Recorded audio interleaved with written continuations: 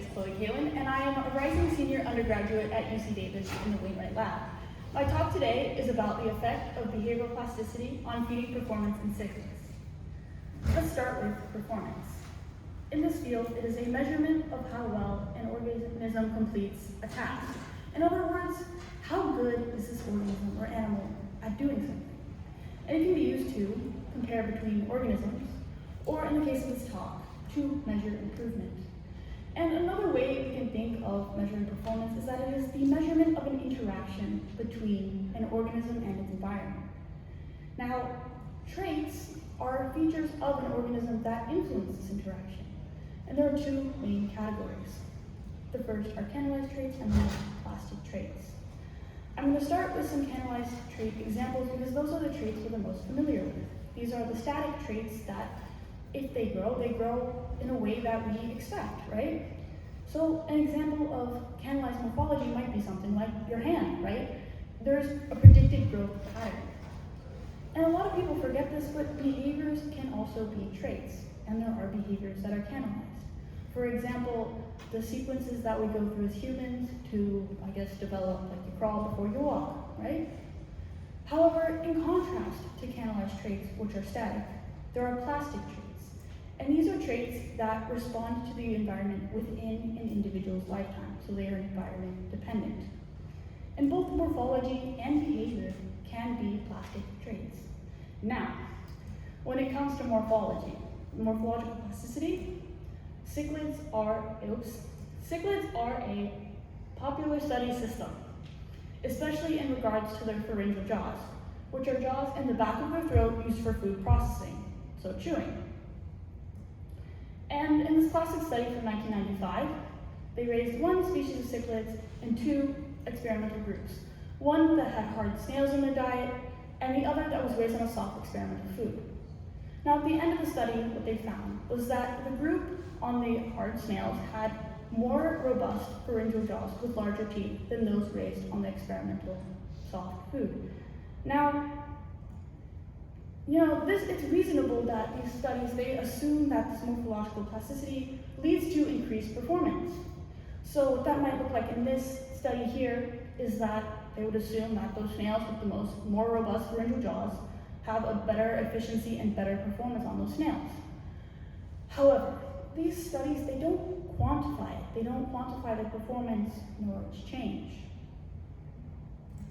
And when it comes to behavioral plasticity, there's a lot less information on it, and especially relative to its impact on feeding performance. And that's why my experiment asks, what is the role of behavioral plasticity on feeding performance? And I have two guiding questions. The first is, do we actually see these fish getting better at eating over time? The second is, if we do see these fish getting better at eating over time, what are the behaviors that change and describe the improvement? Now, we sampled 7 individuals of the neotropical cichlid Amatitlania microfasciata, and our average size was 5 centimeters long.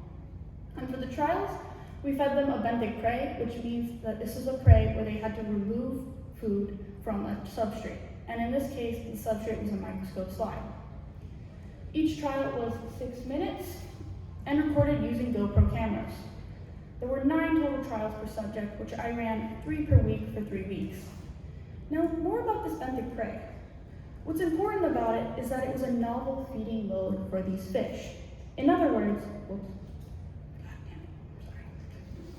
we did not feed these fish this benthic prey before the trials. Instead, what we did was we took the food on it, cut it into small pieces, and fed it in the water column as a suction feeding prey. Now, you fish scientists know out there that this is a mechanically different mode of feeding than this benthic feeding that you see here, like this. It's a little hard to see with the captions. But the reason for this was to get the fish used to the taste of the food, but not get them used to how they would need to actually eat it. And the prey, you're probably wondering, it's made out of ground fish food pellets mixed with gelatin powder. And then we mix that with boiling water, we stick it in the fridge for a day to let it dry, and measure it when it's dry. And then we run the trials, which make it wet. And so after that, we have to wait another day until it dries again. And so we measure it when it's dry then. So we're taking the difference in the dry masses. And I just thought, here's a video. It's the same species, same prey, however, different camera. This is 2000 FPS.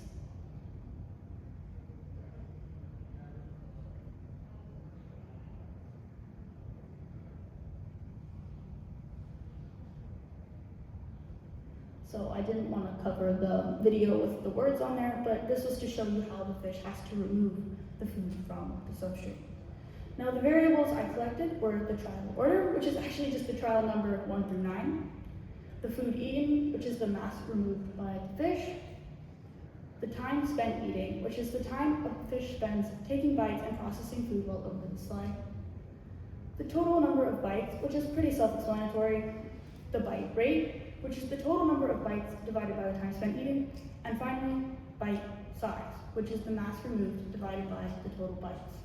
So we're first going to focus on these first two variables to answer, do we see an increase in feeding performance over time?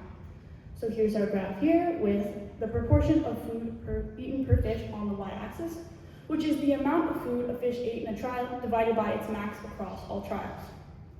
And so this is what we see.